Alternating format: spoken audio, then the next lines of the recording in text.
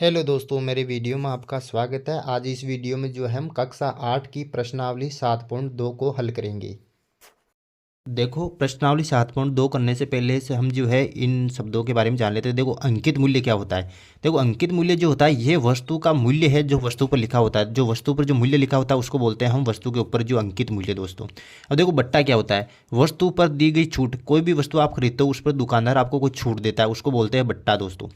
क्रय मूल्य, क्रय मूल्य किसे कहते हैं। आप मान लो कोई चीज़ खरीदते हो, पेन खरीदते हो, तो जिस मूल्य पर वस्तु को खरीदते हो तो वो क्या होता है, क्रय मूल्य होता है दोस्तों। मानना कि ये पेन आपने कितने में खरीदा, 5 रुपये में खरीदा, तो ये इसका जो 5 रुपये जो क्रय मूल्य है दोस्तों। विक्रय मूल्य क्या होता है। विक्रय मूल्य वो होता है, कोई चीज़ आप मान लो दुकानदार हो और जिस मूल्य पर आप किसी वस्तु को बेच रहे हो वो होता है उसका विक्रय मूल्य। जिस मूल्य पर वस्तु का बेचा जाता है, मान लो आपके पास 5 रुपये का पेन है और आप इसको 6 रुपये में बेच रहे हो, तो इसका विक्रय मूल्य कितना हो गया, 6 रुपये हो गया दोस्तों। देखो दोस्तों, यहाँ पर आ रहा है जीएसटी। ये दोस्तों एक प्रकार का टैक्स है, GST, goods and service tax, जो वस्तु पर वसूला जाता है। मान लो ये पेन है, आपने 5 रुपये में लिया, तो ये कोई भी वस्तु है जिसके ऊपर कर लगता है जीएसटी, तो उसके ऊपर एक कर वसूला जाता है। और वेट भी एक प्रकार का कर है जो वस्तुओं के ऊपर खरीदते समय वसूला जाता है। देखो दोस्तों, पहला सवाल क्या बोल रहा है। सेल के दौरान एक दुकान सभी वस्तुओं के अंकित मूल्य पर 10% बट्टा देती है। 1450 रुपये अंकित मूल्य वाला एक जीन्स और 2 कमीजें, जिनमें से प्रत्येक का अंकित मूल्य 850 रुपये है, को खरीदने के लिए किसी ग्राहक को कितना भुगतान करना पड़ेगा। देखो दोस्तों, 7.2 के पहले के अंदर जो है, देखो जीन्स का अंकित मूल्य आपको दे रखा है 1450 रुपये और 2 कमीजों का अंकित मूल्य, यानी कि एक कमीज का मूल्य आपको उसमें दे रखा है 850। तो यहाँ पर कितनी है, 2 कमीजें हैं, तो 2 कमीजों का 850 को मैं 2 से गुणा कर दूंगा तो दोनों कमीजों का मूल्य कितना आ जाएगा, 1700 रुपये आपके पास यहाँ पर आ जाएगा दोस्तों। अब यदि मैं कुल अंकित मूल्य की बात करूँ, यानी कि जीन्स का और 2 कमीजों का जोड़ के बात करूँ, तो 1700 प्लस 1450 यानी कि 3150 रुपये होते हैं कुल अंकित मूल्य दोस्तों। अब ये कह रहा है कि इनको खरीदते समय जो है 10% का बट्टा मिल रहा है, यानी कि 10% की छूट मिल रही है। बट्टा का मतलब 10% की छूट मिल रही है। तो अब देखो, इस मूल्य में से 10% की उसको क्या मिल रही है, छूट मिल रही है। तो अब जो है ग्राहक को 10% छूट मिलने के बाद में उसको कितना भुगतान करना पड़ेगा, ये आपको ज्ञात करके बताना है। तो दोस्तों मैं क्या कर रहा हूँ, 3150 का यहाँ पर 10% निकाल लेता हूँ। 10% निकालने के बाद जितना मूल्य बचता है वही जो है ग्राहक उसको भुगतान करेगा। तो मैं निकाल लेता हूँ 3150 का 10%।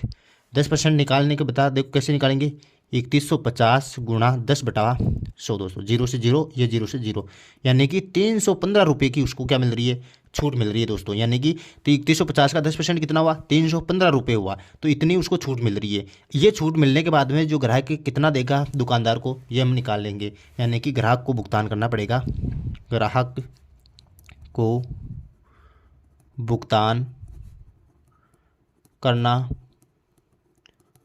पड़ेगा। ग्राहक को कितना भुगतान करना पड़ेगा, यानी कि 3150 में से मैं निकालूंगा 315 रुपये दोस्तों, तो हमारे पास बचेंगे 2835 रुपये दोस्तों। ये जो है हमें ग्राहक को जो है दुकानदार को भुगतान करना पड़ेगा।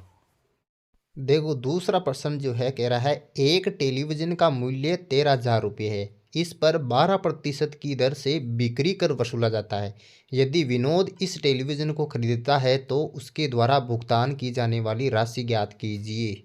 देखो दोस्तों, दूसरे प्रश्न के अंदर आपको एक टेलीविज़न का मूल्य दे रखा है 13,000 रुपये और बिक्री कर, यानी कि आप टेलीविज़न जब खरीदते हो तो उसके ऊपर एक कर एक्स्ट्रा आपको देना पड़ेगा, वो है 12% आपको दे रखा है दोस्तों। तो ये कह रहा है कि टेलीविज़न को खरीदते समय आपको कुल कितनी राशि भुगतान करनी पड़ेगी, ये आपको राशि बतानी है दोस्तों। तो हम क्या करेंगे, देखो यहाँ पर टेलीविज़न का मूल्य कितना है 13,000 रुपये और उसके ऊपर 12% आपको कर देना पड़ेगा। तो हम क्या कर निकाल लेते हैं, 13,000 का 12% निकाल लेते हैं दोस्तों। यहाँ पर 13,000 का 12% में निकाल लेता हूँ। 12% कितना होता है, 13,000 का 12% निकालूंगा तो 13,000 गुणा 12/100, 2 जीरो से 2 जीरो गए, यानी कि 130 गुणा 12, यानी कि ये जो कि जीरो बारती है कितने होते हैं, 12 में 12, 12 2 24, बारती है 36, 3 12 एकम 12, 12 3 कितने होंगे, ये हो गए 1560 रुपये। यानी कि आप जो है 13,000 का यदि टेलीविज़न खरीदते हो किसी दुकान से तो आपको 1560 रुपये का एक्स्ट्रा कर देना पड़ेगा दोस्तों। तो कि कुल आपको कुल कितनी राशि भुगतान पड़ेगी, यानी कि कुल राशि भुगतान करनी पड़ेगी, मैं जोड़ दूंगा दोनों को, है ना। तो मैं जो है इस टेलीविज़न की मूल्य और जो है इस कर को जोड़ दूंगा दोस्तों। 13,000 प्लस 1500 ₹60। तो कितने हो जाएंगे? 14,560 रुपये। 14,560 रुपये कुल राशि जो आपको भुगतान करनी पड़ेगी। देखो दोस्तों, तीसरा प्रश्न, अरुण एक जोड़ी स्केटर्स यानी पहिएदार जूतों को कहते हैं, किसी सेल से खरीद कर लाया जिस पर दिए गए बट्टे की दर 20% थी। यदि उसके द्वारा भुगतान की गई राशि 1600 रुपये है तो अंकित मूल्य ज्ञात कीजिए। दोस्तों तीसरा प्रश्न है, इसमें कहा गया है कि अरुण जो है एक जोड़ी जो है पहिएदार जूते खरीदता है, और पहिएदार जब जूते खरीदता है तो वो दुकानदार को जो है उसके अरुण द्वारा भुगतान की गई राशि कितनी है? 1600 रुपये है दोस्तों। यानी कि दुकानदार को अरुण कितने रुपये देता है? 1600 रुपये देता है। लेकिन उसको बट्टा यानी कि छूट कितने की मिलती है? 20% की छूट मिलती है। तो आपको क्या ज्ञात करना है? इसमें अंकित मूल्य ज्ञात करना कि एक्चुअल में अंकित मूल्य कितना था। 20% छूट मिलने से पहले एक्चुअल में जो है अंकित मूल्य कितना था। ये जो 1600 रुपये आपको यहाँ पर दे रखे हैं, ये 20% छूट मिलने के बाद दे रखे हैं, यानी कि ये विक्रय मूल्य है दोस्तों। विक्रय मूल्य यानी कि आपको जो है छूट मिलने से पहले उस वस्तु का मूल्य कितना था। ये तो दुकानदार की तरफ से आपको जो 20% छूट मिल रही है, उसके बाद जो आप भुगतान कितने किए? 1600 रुपये अरुण ने भुगतान किए। तो अब जो है एक्चुअल में जो उस वस्तु पर अंकित मूल्य था वो आपको ज्ञात करना है। तो दोस्तों मैं यहाँ पर मान रहा हूँ कि माना कि अंकित मूल्य वस्तु का कितना है? मैं मान लेता हूँ 100 रुपये है दोस्तों, 100 रुपये ये मान लेता हूँ मैं, 100 रुपये। और अंकित मूल्य हो गया ये 100 रुपये, और विक्रय मूल्य यहाँ पर क्या हो जाएगा दोस्तों? विक्रय मूल्य ये तो था अंकित मूल्य, और विक्रय मूल्य जिस 20% छूट देने के बाद में जो विक्रय मूल्य वो कितना होगा? 100 माइनस में 20 निकाल देता हूँ तो कितना हो जाएगा? यानी कि 80 रुपये मान लो, 80 रुपये। अब देखो 80 यूनिट की यदि बाद में बात करूँ, 80 यूनिट पर जो है इस वस्तु का मूल्य कितना था? 1600 रुपये, 1600 रुपये। तो 100 यूनिट पर कितना हो जाएगा? 100 यूनिट पर हो जाएगा 1600 बटावा 80, 1600 बटावा 80 गुणा 100, यानी कि जीरो से ये जीरो कैंसिल हो जाएगा यहाँ पे, और यहाँ पर 1600 और 10 से गुणा करूँगा तो कितना आ जाएगा? 16,000 मेरे पास आ जाएगा दोस्तों। फिर जो है 8 का भाग दे दूंगा मैं तो कितना आ जाएगा? 8 दूने 1600, यानी कि 2000 रुपये मेरे पास यहाँ पर दोस्तों आ जाएगा अंकित मूल्य। इस प्रकार से आपको इसमें ज्ञात करना है। देखो चौथा प्रश्न कह रहा है कि मैंने एक हेयर ड्रायर 8% वेट सहित 5400 रुपये में खरीदा। वेट जोड़ने से पहले उसका मूल्य ज्ञात कीजिए। दोस्तों चौथे प्रश्न में एक हेयर ड्रायर है का मूल्य आपको 5400 रुपये दे रखा है दोस्तों, और वेट इसके ऊपर वेट कितना लगा रहा? 8%। ये जो 5400 रुपये है वेट सहित मूल्य दे रखा है इनका 5400 रुपये, और वेट यानी कि वेट जो एक प्रकार का करी है जो इसके ऊपर लग रहा है 8%, जो गवर्नमेंट को देना पड़ता है 8% है दोस्तों। ये कह रहा है कि वेट देने से पहले इसे हेयर ड्रायर का मूल्य आपको ज्ञात करना है दोस्तों। तो मैं मान लेता हूँ, माना हेयर ड्रायर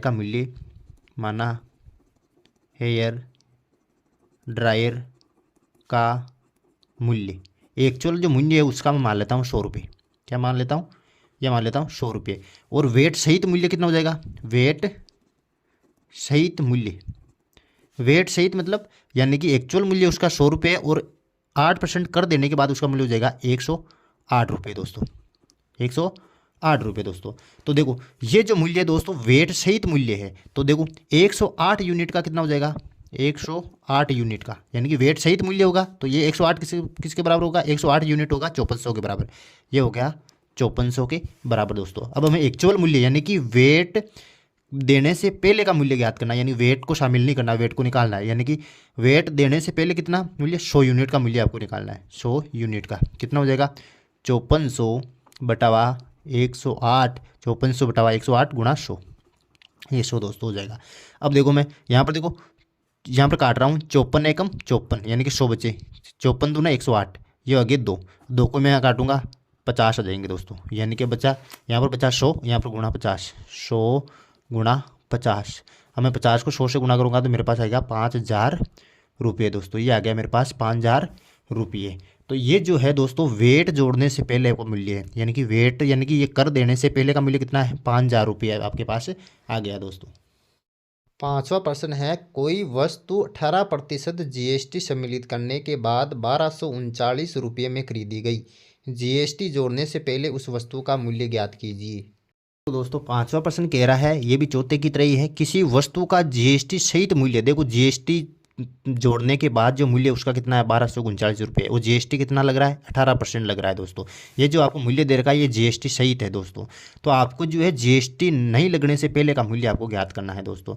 तो मैं मान लेता हूँ, माना वस्तु का अंकित मूल्य कितना है, मैं मान लेता हूँ 100 रुपये दोस्तों। उसके ऊपर अंकित मूल्य कितना था 100 रुपये। अब जो है जीएसटी सहित मूल्य, यानी कि जीएसटी सहित मूल्य कितना हो जाएगा, जीएसटी सहित मूल्य। देखो जीएसटी जोड़ने के बाद 100 रुपये थे जीएसटी जोड़ने से पहले, अब जीएसटी जोड़ रहा हूँ कितना हो जाएगा 118 रुपये दोस्तों। ये हो गया 118 रुपये। तो अब दोस्तों यहाँ पर देखो, यहाँ पर 118 यूनिट के कितने हो जाएंगे, 118 यूनिट किसके बराबर होगा, 118 यूनिट होगा 1239 के बराबर, क्योंकि ये जीएसटी सहित मूल्य दे रखा है यहाँ पर। तो ये 118 यूनिट किसके बराबर हो जाएगा 1239 के बराबर। और 100 यूनिट हमें यहाँ पर निकालना है एक्चुअल मूल्य उसका। तो 1239 बटावा 118 गुणा 100। दोस्तों देखो 1239 में 118 का मैं भाग दूंगा, तो आप भाग देख लेना 10.5 आएगा, गुणा यहाँ पर लग दूंगा मैं 100। अब दोस्तों देखो यहाँ पर मैं पॉइंट टांगूंगा तो नीचे आ जाएगा 10, जीरो से यहाँ पर जीरो कैंसिल हो जाएगा, और 105 को जो है मैं 10 से गुणा कर दूंगा, तो मेरे पास आएगा 1050 रुपये जो है ये जीएसटी जोड़ने से पहले जो है वस्तु का मूल्य था वो आ गया 1050 मेरे पास दोस्तों। इस प्रकार से जो इन प्रश्नों को करना है। अगर ये प्रश्नावली आपको अच्छी तरीके से समझ में आ गई है तो please like share comment and don't forget to subscribe. Thank you.